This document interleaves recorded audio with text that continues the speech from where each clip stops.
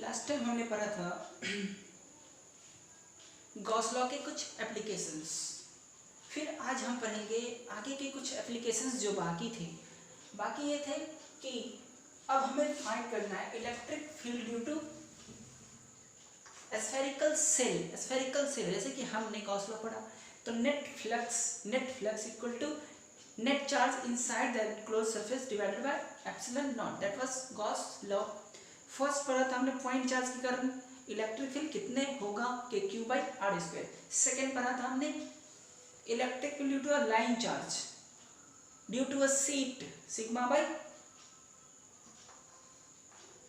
2 epsilon naught. फिर पढ़ा था हम plate sigma by epsilon naught. तो ये सब चीजें हमने पढ़ा था। अब electric field due to uniformly charged spherical shell, तो ये पढ़ना है।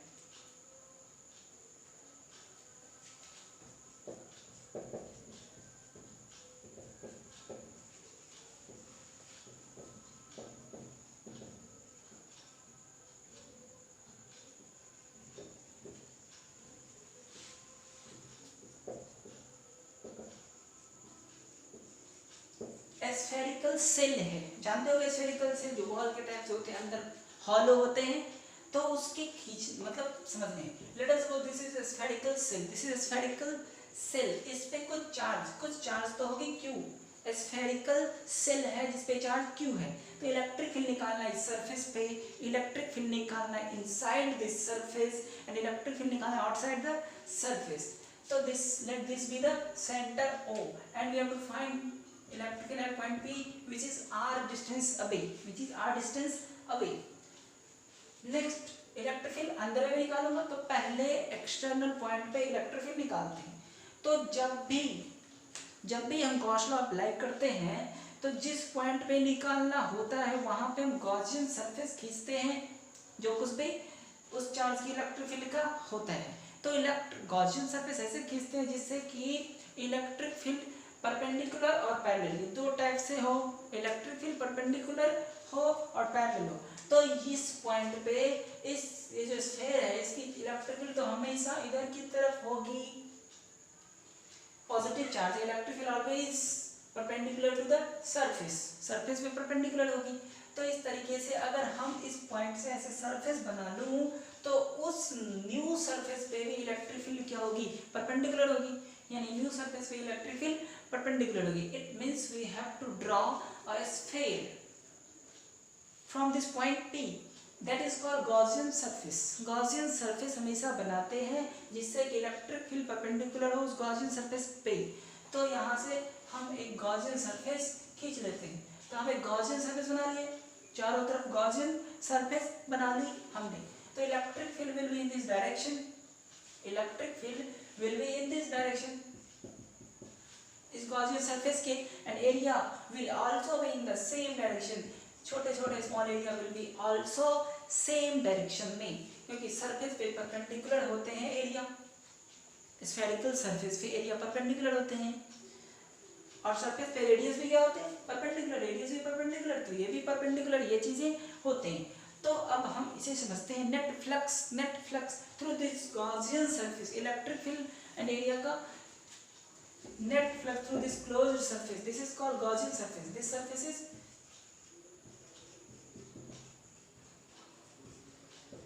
गॉस लॉ अप्लाई करने के लिए जो न्यू सरफेस बनाते हैं that is Gaussian surface and that is needed, जरूरी होती है उसकी। तो flux through this closed Gaussian surface, if I see E dot ds यानी E ds cos 0 degree, it means ds is small area. अब इस ds को क्या करूं, हाँ एक और चीज, फ्लक्स को क्या कर सकते हैं, net charge divided by epsilon not, ये चीजें तो करेंगे। फ्लक्स इधर net charge divided by epsilon not and flux इधर E डॉट ds, तो net charge epsilon not electric field constant निकालने के बाद, तो ds छोटे ds को इंटीग्रेट करूं तो ये टोटल एरिया आ जाएगी, टोटल एरिया हो जाएगी ना, छोटे एरिया को इन छोटे स्मॉल एरिया ds पूरी सरफेस पे स्मॉल स्मॉल एरिया को अगर ऐड करूँ तो टोटल एरिया कितने आएंगे 4 pi R square and this R is smaller and this is capital R, let us suppose that mean capital R. तो ये हो गए E 4 पाई आर स्क्वायर। ये कौन सी पॉइंट पे है? For an external point where R greater than R, यानी for external point है ये, फॉर एक्सटर्नल पॉइंट। ये कौन सी केसेस पढ़ रहे हैं हम? आर ग्रेटर देन आर, यानी कि स्फीयर जो होगी स्फेरिकल सेल उसके एक्सटर्नल पॉइंट पे हम अभी सॉल्व कर रहे हैं। तो एक्सटर्नल पॉइंट पे ये आ रहे हैं तो इलेक्ट्रिक फील्ड यहाँ से कितने आएंगे नहीं? तो इलेक्ट्रिक फील्ड आएगा 1/4 pi epsilon naught q by r square. यही तो होता है। It means this is just like a point charge, just like a point charge q placed at resistance r। Point charge q placed तो spherical shell just like a point charge उसी की तरह act करते हैं। तो ये external point पे इस तरह से निकलते हैं। तो हम हमेशा फ्लक्स जिस पॉइंट पे कहता है उस पॉइंट से हम एक गॉसियन सरफेस बनाते हैं। वो गॉसियन सरफेस इलेक्ट्रिक फील्ड के परपेंडिकुलर होना चाहिए। तो परपेंडिकुलर होना चाहिए तो इट मींस हमें स्फीयर ही खींचना पड़ेगा। तो हमने स्फीयर ही खींचा तो फ्लक्स निकाला। This flux would be equal to q by epsilon naught. तो इधर q बाय एप्सिलॉन नॉट, इधर e डॉट ds है। इलेक्ट्रिक फील्ड निकालना है, कांस्टेंट होगी तो बाहर टोटल एरिया का closed integral, this means closed integral तो 4 पाई r स्क्वायर होगी। अगर ये पॉइंट इस सरफेस पे आ जाए, if this point come to this surface then this will be capital R square, this will be capital R square. तो व्हेन केस फर्स्ट ये हो गए, first case is this and second case is this, second case. तो when R equal to R, when R equal to R, then electric field is what? Then electric field will be what? तो E यहाँ पे this कर दो तो 1/4 pi epsilon naught q by r square. तो अगर surface पे बात करूं, यानी कि एट सरफेस, ये सरफेस है, एट सरफेस पे जब सरफेस पे बात करेंगे तब this r reduces to this r, यानी कि ये पॉइंट इस सरफेस पे ही आ जाएगी और ये पॉइंट अगर इस सरफेस पे ही आ जाएगी तो r के बदले दिस r यूज कर लूंगा तो सरफेस पे आ जाएंगे। अब बात ये रही कि और अगर कम हो इस r से इस r पे आ गया, अब अगर और कम हो तो क्या होगी? तो पहले इसे नोट कर ले।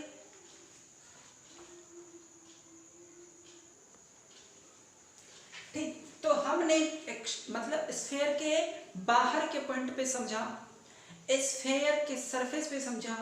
अब स्फीयर के अंदर चले, यानी स्फीयर के अंदर वही फिगर होगी, वही फिगर। ठीक, आप लोगों को वही फिगर खींचना है, बस उसमें अंदर के किसी पॉइंट पे निकालना है। At least let us suppose this be a point, कहीं पे मान लो दिस पॉइंट पे, इस पॉइंट पे निकालना है।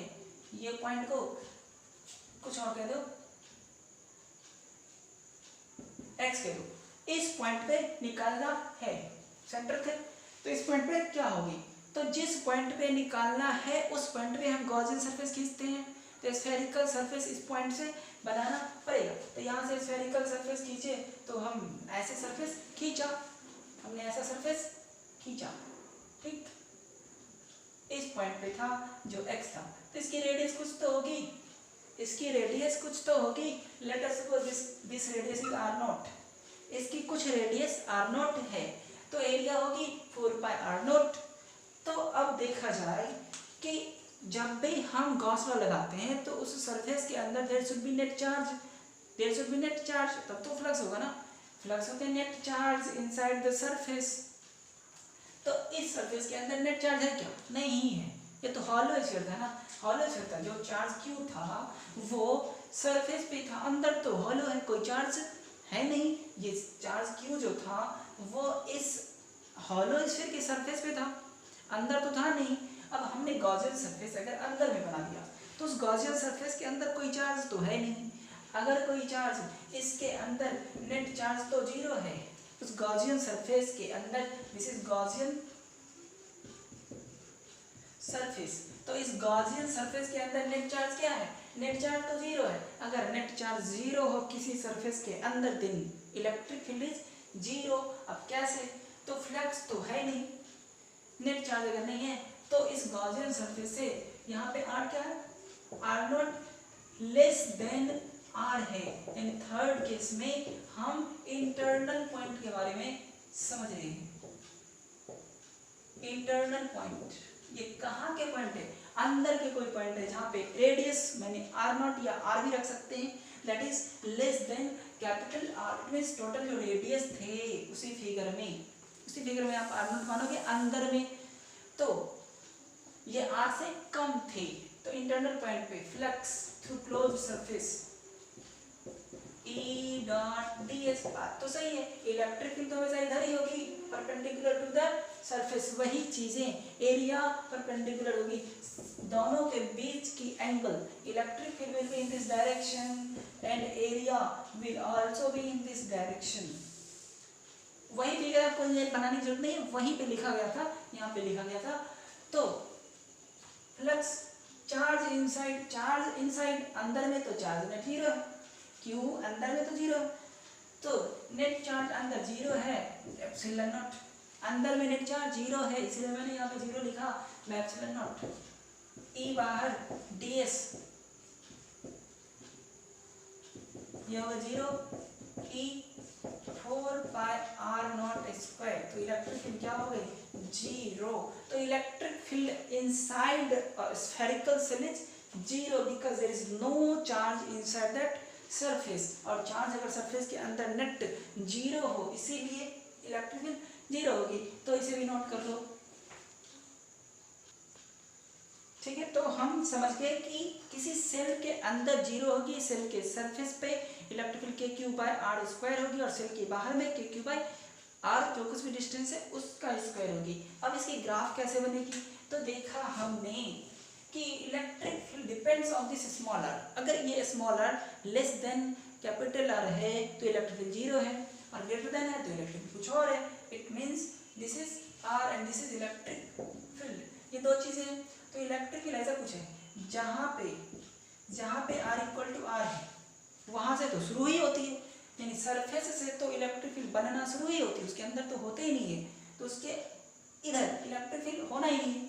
इसके बाद होता है और इसके बाद फिर डिक्रीज ही होते जाते हैं, क्योंकि के क्यू बाय आर स्क्वायर नीचे हो गया ना 1 by 4 pi epsilon naught Q by R square. अब ये आर अगर इंक्रीज होते जाए तो वैल्यू तो डिक्रीज होगी ना, कर्व में वैल्यू डिक्रीज होती है। तो सबसे ज्यादा तो इसी में होगा क्योंकि सबसे कम डिस्टेंस तो इसी पे है, इससे कम पे तो है ही नहीं। तो यहां से शुरू होगा कुछ इस पॉइंट से और ऐसे धीरे धीरे डिक्रीज होगा। स्क्वायर रहते तो वो कर्व में खींचते हैं, स्क्वायर हो तो कर्व में खींचते हैं। तो जब आर इक्वल टू आर है तब तो इलेक्ट्रिक फील्ड कितने हैं 1 by 4 pi epsilon naught Q by R square. उसके बाद धीरे धीरे घटते जाते हैं, जैसे जैसे डिस्टेंस घटते हैं, डिस्टेंस बढ़ेगी तो घटते जाएगा ना इलेक्ट्रिक फील्ड, तो धीरे धीरे घटते गए। जब आर इनफिनिट हो जाएगी तो electric field tends to zero, तो फिर जीरो हो जाएंगे। तो ये हो गया हमारे ग्राफ। तो इसे समझ लें। अब है हमारा इलेक्ट्रिक फील्ड ड्यू टू, पहले तो सेल थे अब सॉलिड स्फीयर आ गई, यूनिफॉर्मली चार्ज सॉलिड। अब ऐसा नहीं कि अंदर खोखला है, अंदर भी चार्ज है, तो अब सॉलिड आ गई। तो electric field due to sphere वो कौन सी है? सॉलिड। तो वो चीज है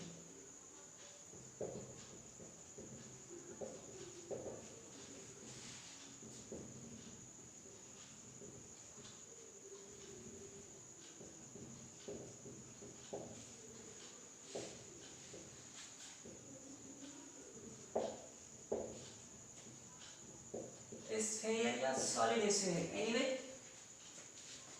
electric field due to uniformly charged solid sphere. ठीक है, सॉलिड स्फीयर हमने एक मान लिया, सॉलिड है ये एकदम, इसमें कोई अंदर ब्लैंक स्पेस नहीं है, सब जगह चार्जेस भरे पड़े हैं। तो ये है सेंटर। तो इसके एक्सटर्नल पॉइंट पे पहले बात कर लूं, let us suppose this be external point P, this is radius r and this is total small r। तो पहले एक्सटर्नल पॉइंट पे बात कर लेते हैं। नेट चार्ज मान लेते हैं, इस पे q है, नेट चार्ज q है, एक सॉलिड स्फीयर है, charge uniformly charge solid sphere having charge q। तो उसके किसी बाहर के पॉइंट पे, एक्सटर्नल पॉइंट पे फर्स्ट हमने चाहा कि इलेक्ट्रिक फील्ड निकालूं, तो वहां पे एक गॉसियन सरफेस खींचनी पड़ेगी, स्फेरिकल, स्फेरिकल टाइम स्फेरिकल खींचते हैं। हाँ तो चलो यहाँ से स्फेरिकल गॉसियन सरफेस खींच लेते हैं। तो हमने स्फेरिकल गॉसियन सरफेस खींच लिया, हमने स्फेरिकल गॉसियन सरफेस खींच लिया। तो इस स्फेरिकल गॉसियन सरफेस जो है, ये जो गॉसियन सरफेस है, इस गॉसियन सरफेस के इनसाइड में कितने चार्ज है? क्यू चार्ज है। तो क्यू वही चीजें होगी पहले वाली की तरह, इसमें कोई डिफरेंस नहीं होगी। तो इस गॉसियन सरफेस के अंदर नेट चार्ज क्यू है। तो फर्स्ट केस में हम क्या कर रहे हैं? फर्स्ट केस है आर ग्रेटर देन आर, यानी for an external point, for an external point, यानी बाहर के पॉइंट के लिए हम अभी एक्सप्लेनेशन कर रहे हैं। तो फ्लक्स क्या हो जाएगी? एक्सटर्नल पॉइंट है तो उस एक्सटर्नल पॉइंट से जो गॉसियन सरफेस बना है उसके अंदर फ्लक्स निकालना पड़ेगा। तो फ्लक्स नेट, तो इस सरफेस के अंदर चार्ज तो इसकी है यानी क्यू है, तो net flux this closed surface, surface तो क्लोज्ड है, दिस होते हैं ए डॉट डी एस। तो flux Q by epsilon not electric field D S cos. Electric field क्या होगा? हमेशा फिर से वही बात परपेंडिकुलर ही होगा। Let us suppose electric field in this direction and area will be also in this direction, क्योंकि स्फीयर पे एरिया का direction perpendicular to the surface होता है एंड आउटवर्ड। कभी भी area vector, it means area का डायरेक्शन सरफेस पे perpendicular होता है आउटवर्ड की तरफ। तो ये हो गया ई डी एस cos 0 1, तो हो गया ई बाहर, अंदर बच गए डी एस, ठीक। तो q by epsilon not E D S, पूरे एरिया से एरिया ऐड होगी तो 4 पाई स्मॉलर स्क्वायर, उस स्फीयर की एरिया बनेगी ना 4 पाई स्मॉलर स्क्वायर, तो 4 पाई आर स्क्वायर सेम है, इसमें कोई नई चीज नहीं है। तो 1/4 pi epsilon naught q by R square. External point पे वही है जो हमने पहले पढ़ा था। अब बात ये रही कि अगर सरफेस पे हो, सरफेस पे कितनी होगी? तो सेकंड केस में एट सरफेस यानी r इक्वल टू r हो जाएगा, दिस r यहाँ पे आ जाएगा तो कैपिटल R के बराबर हो जाएगा। तो यहाँ पे electric field will B 1/4 pi epsilon not four A Q by capital R square. तो ये हो गए। अब बात है थर्ड की। थर्ड हमें अच्छे से समझना है। जब अंदर जाएंगे तो इस बार नेट चार्ज 0 नहीं है, बिकॉज सॉलिड है ना। तो जब अंदर चलेंगे तो देखते हैं, तो अंदर में देखो पर यूनिट वॉल्यूम चार्ज डिस्ट्रीब्यूटेड है, पर यूनिट वॉल्यूम। तो उस यूनिट वॉल्यूम में जो चार्ज है वो इनटू जो कुछ भी पॉइंट पे हम गॉसियन सरफेस बनाएंगे उसकी कुछ तो वॉल्यूम होगी, तो ये बाहर की गॉसियन सरफेस थे, अब हम अंदर के गॉसियन सरफेस बनाए। तो इस पॉइंट पे जाके एक गॉसियन सरफेस बना लेते हैं। अंदर के किसी पॉइंट पे गॉसियन सरफेस बनाना है, पहले वाले की तरह ही है। पहले जब सेल थे तो अंदर में सरफेस बनाए थे तो नेट चार्ज 0 आया था, तो इलेक्ट्रिक फील्ड 0 था। बट इस बार तो सॉलिड है, हर जगह कुछ ना कुछ चार्ज होगा। तो नेट चार्ज कितनी होगी इस गॉसियन सरफेस से?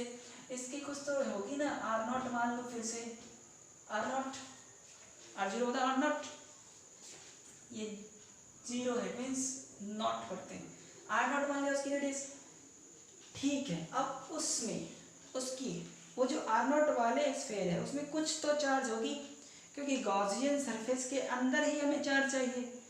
अब ये Q चार्ज तो उस गॉसियन सरफेस के अंदर नहीं है, ये तो पूरी इस सरफेस के अंदर थे, R रेडियस वाले, कैपिटल R रेडियस वाले सरफेस के अंदर थे, यानी ये थे ना यहाँ के रेडियस वाले, ये था, ये R था यहाँ से, ये R यहाँ से, ये R यहाँ से। तो ये कैपिटल R वाले रेडियस का ये Q था, हमें तो R0 वाले की निकालना है। तो ऐसे ऐसे केसेस में हम चार्ज पर यूनिट वॉल्यूम का यूज करते हैं। क्यों this we not for third case है कौन सी, तो थर्ड केस हमारे R naught which is less than R, यानी एट एन इंटरनल पॉइंट।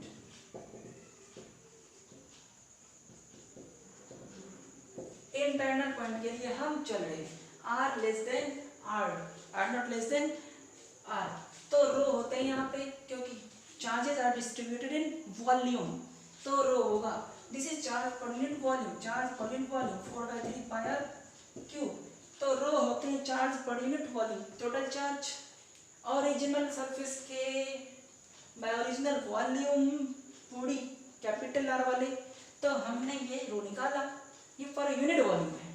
अब हमें कितने वॉल्यूम में चार्ज निकालना है, ये आर नोट वाले वॉल्यूम में चार्ज निकालना है नहीं, है ना, तो कितने वॉल्यूम में निकालना है वो कर लेते हैं। तो ठीक है, देखते हैं कितने वॉल्यूम में। एक्चुअली हम ऐसा कर क्यों रहे हैं, क्योंकि हम जो गॉसियन सरफेस बनाते हैं ना उसी के अंदर कितने चार्ज है वो मुझे चाहिए। इस वाले सरफेस के लिए हमें ऐसा करने की जरूरत नहीं पड़ती क्योंकि यहाँ से यहाँ तो चार्ज है नहीं और इसके अंदर तो पूरा चार्ज क्यों है, लेकिन इस बार तो ऐसा नहीं है, ये क्यू पूरे इस सरफेस पे डिस्ट्रीब्यूटेड है, उसके अंदर भी है, हर जगह चार्ज ही चार्ज है। तो इस वाले के अंदर कितनी है, तो charge per unit volume, charge per unit volume, तो चार्ज इसमें कितना है, क्यू डैश कह देता हूँ उसका, चार्ज लिंक थ्रू दिस, तो इसका क्या देता हूँ क्यू डैश, इसके अंदर मान लो क्यू डैश है, समझ में आए, क्यू डैश मान लिया, ये Q dash charge inside the surface whose radius R naught, जिसकी रेडियस आर नॉट है उसके अंदर की क्यू नॉट चार्ज हमने माना, तो ये क्यू नॉट क्या होगा, charge per unit volume into charge per unit volume into इसकी वॉल्यूम, तो 4/3 pi R naught Q, 4/3 pi R naught Q, तो रो की वैल्यू रख दो क्यू बाई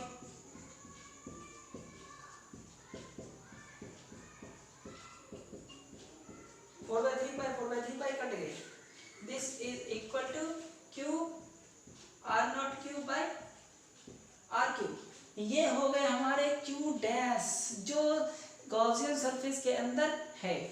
तो अब नेट फ्लक्स उस सरफेस के अंदर निकालना है, नेट फ्लक्स उस सरफेस के अंदर निकालना है, तो E dot ds net flux Q dash by epsilon not, net flux Q by epsilon not, उसके अंदर यानी इसके अंदर तो क्यू डैश है, तो Q dash epsilon not, electric बाहर ds cos 0 होगा, फिर से वही बात बार बार रिपीट करने की जरूरत नहीं है, Q R naught Q by R Q, है कि नहीं, R naught Q by R Q, okay. अब इलेक्ट्रिक दिस ds किसकी एरिया, इस गॉसियन सरफेस की एरिया लेते हैं, गॉसियन सरफेस की एरिया वो कितनी है 4 pi R naught square, 4 pi R naught square, हाँ कि ना, तो ये हुए, चलो कुछ कुछ कैंसल होगा, E बराबर इधर ही जाओ, E equal to Q R naught Q by R Q by 4 pi R naught square by 4 pi R naught square, R naught से ये कट गए, तो Q R naught by 4 pi epsilon naught कहाँ छूट गए, क्यू डैश ये ना, epsilon not ही छूट गया ना, क्यू डैश की वैल्यू दिस थे और एप्सिलॉन नॉट इसके आगे होगा, होगा कि नहीं, तो यहाँ पे एप्सिलॉन नॉट होगा, फिर Q R dash 4 pi epsilon naught R Q, है कि नहीं, देख लो ये आर नॉट इसके साथ कट गए, Q R naught epsilon naught 4 pi R Q, तो इलेक्ट्रिक फील्ड हमारे Q R naught 4πε0 R cube आ गए। इस तरीके से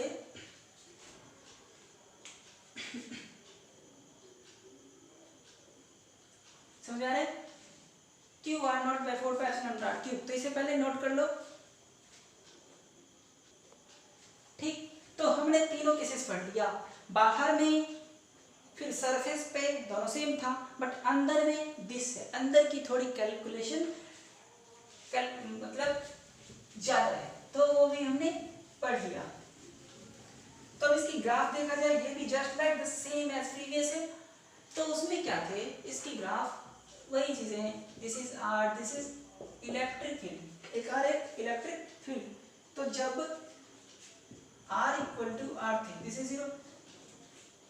सेंटर से जैसे जैसे आगे बढ़ रहा हूँ, सेंटर से लेके सरफेस तक, ऐसा नहीं कि इलेक्ट्रिक फील्ड 0 है, सेंटर से लेके सरफेस तक भी इलेक्ट्रिक फील्ड कुछ ना कुछ है इसमें। तो सेंटर से सरफेस तक भी इलेक्ट्रिक फील्ड है, और वो धीरे धीरे क्या हो रहे हैं, धीरे धीरे इंक्रीज हो रहे हैं। जब आर हो गए तो उसके बाद आर के बाद इलेक्ट्रिक फील्ड डिक्रीज होगा, जस्ट लाइक सेल, क्योंकि उसके बाद चार्जेस तो अंदर रह रहे हैं लेकिन पॉइंट बढ़ रहे हैं, तो इलेक्ट्रिक फील्ड कर्व में डिक्रीज होगा। और जब इनफाइनाइट हो जाएगा, जब इनफाइनाइट हो जाएगा तो यहाँ पे ये क्या होगा, 1/4πε0 क्यू बाय आर स्क्वायर, ये होगी इलेक्ट्रिक फील्ड यहाँ पे। ठीक, तो जब आर बढ़ेगी इनिशियली सेंटर से लेके सरफेस तक, तो लीनियरली बढ़ रहे हैं, धीरे धीरे बढ़ रहे हैं। और जब आर इससे ज्यादा हो रहे हैं, greater than this capital R, तो धीरे धीरे डिक्रीज हो रहे हैं कर्व में। तो ये इसके ग्राफ हो गए। अंतर यह कि पहले ये ग्राफ नहीं थे जब सेल थे, क्योंकि अंदर तो होता ही था, लेकिन इस बार यहाँ पे भी है, अंदर में भी इलेक्ट्रिक फील्ड होते हैं। अंदर में कैसे होते हैं, तो इस फॉर्मूले से, तो इसे याद भी रखना है, नोट कर लो।